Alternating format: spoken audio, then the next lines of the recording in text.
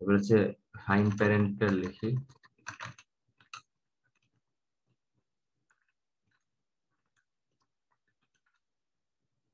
যদি ইউ এর parent you থাকে তাহলে তো ভালোই, কিছু করার দরকার নেই। নাইলে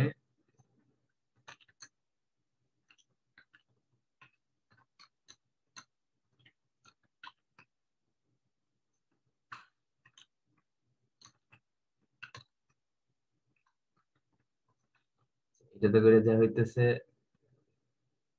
মানে ইউ এর প্যারেন্ট ইউ না, যতক্ষণ না রুট পাইতেছি ততক্ষণ পর্যন্ত রিকার্শন রুটের দিকে যাইতেছে।